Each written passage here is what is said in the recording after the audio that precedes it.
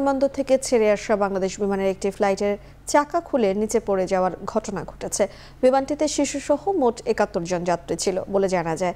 কিছুক্ষণ আগে বিমানটি শাহজালাল আন্তর্জাতিক বিমানবন্দরে অবতরণ করেছে। সেখানকার বিস্তারিত খবর জানাতে যুক্ত হচ্ছেন ওমর ফারুক।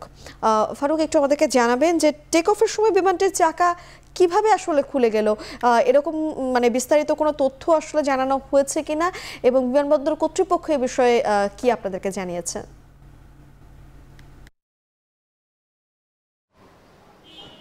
কেসারেন শেকড় থেকে শিখরে।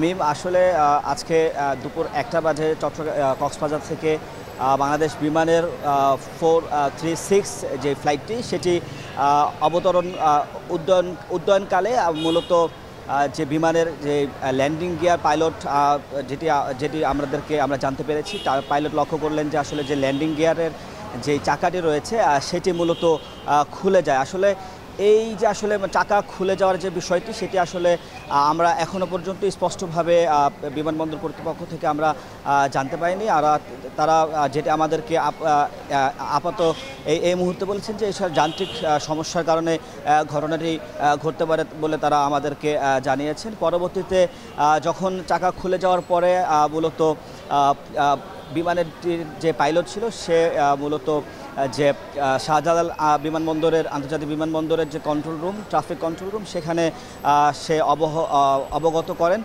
এর পরবর্তীতে আসলে এখান থেকে যে ডোমেস্টিক যেই বিমানবন্দর রয়েছে অর্থাৎ শাহজালাল আন্তর্জাতিক বিমানবন্দরে, সেখানে তারা মূলত সব ধরনের সতর্কতা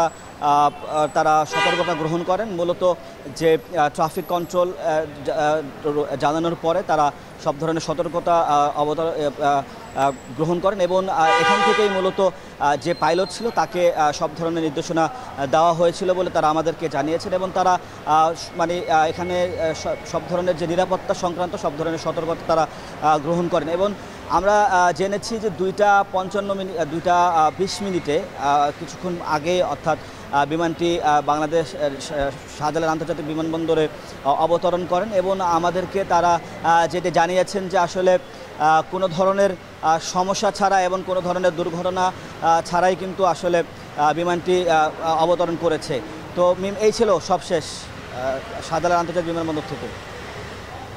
শাহজালাল আন্তর্জাতিক বিমানবন্দর থেকে সরাসরি যুক্ত হয়েছিলেন সহকর্মী ওমর ফারুক। রাজধানীর মানিক মিয়া এভিনিউয়ে প্রগতিশীল নারী